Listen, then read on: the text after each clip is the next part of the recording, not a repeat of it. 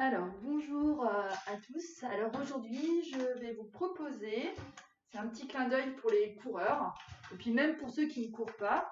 Il vous est peut-être déjà arrivé d'avoir un point de tension dans la fesse, un point de sciatique dans la fesse droite, dans la fesse gauche. En fait, ce point de sciatique est dû à un muscle qui s'appelle le piriforme.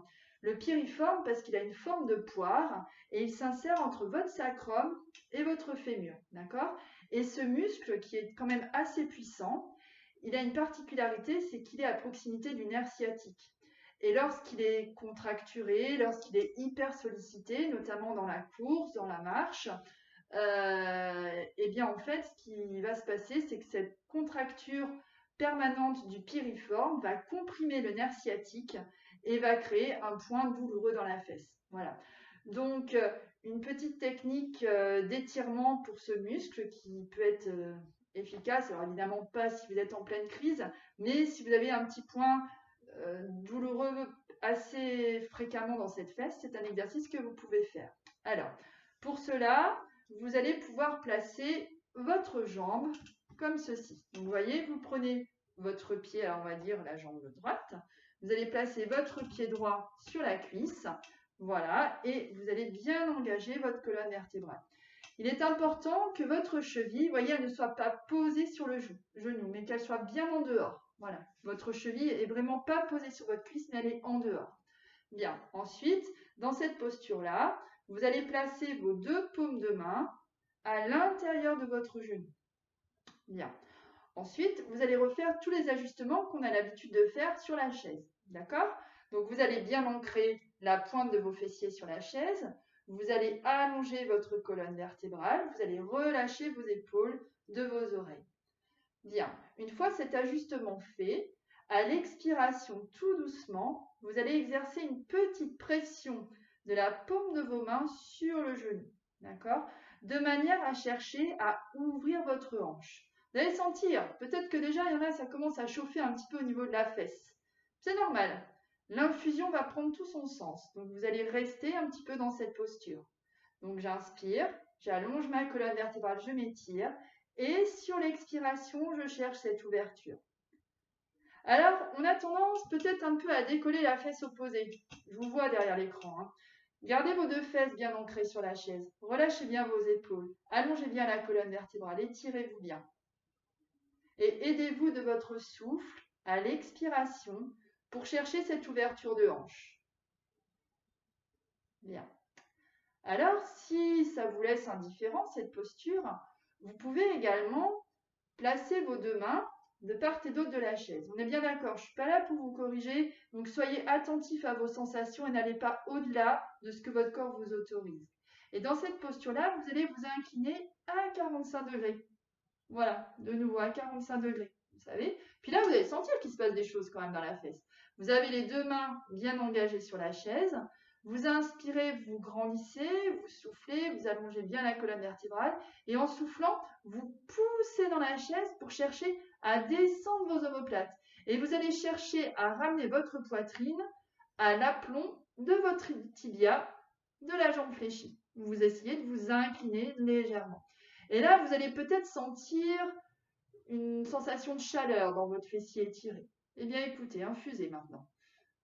Voilà, aidez-vous de votre souffle. J'inspire, j'allonge ma colonne vertébrale, je m'étire, j'expire, j'essaye de descendre un peu plus en prenant appui sur mes mains. Et je reste.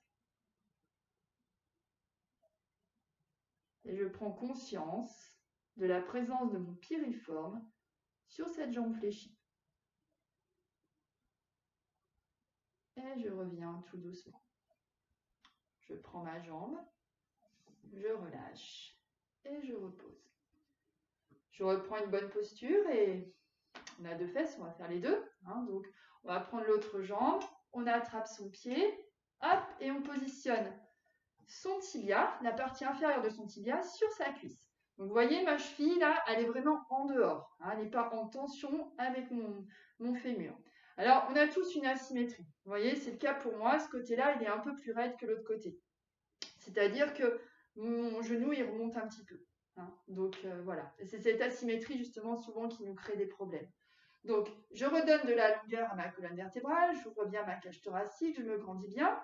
Je repositionne une main sur l'autre à l'intérieur de mon genou. Les épaules sont basses. J'allonge ma nuque. Donc, j'inspire.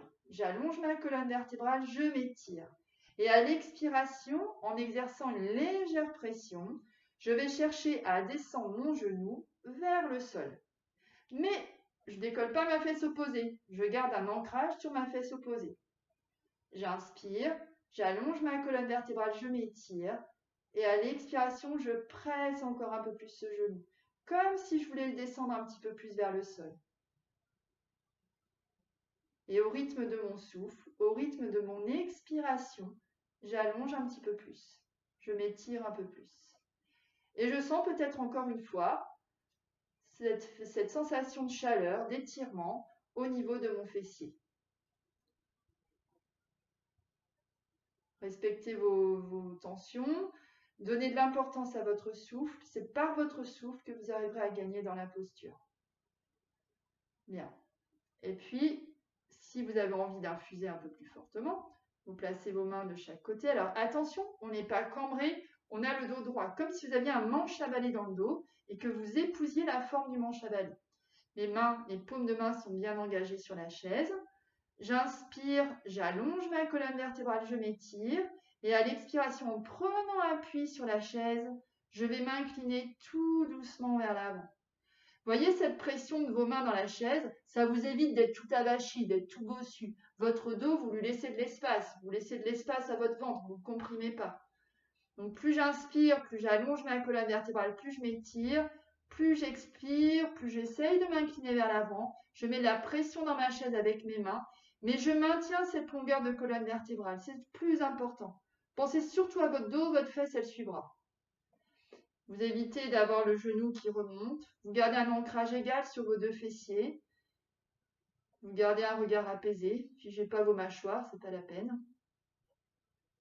Inspirez, grandissez-vous encore. Expirez, descendez encore un petit peu plus si c'est possible.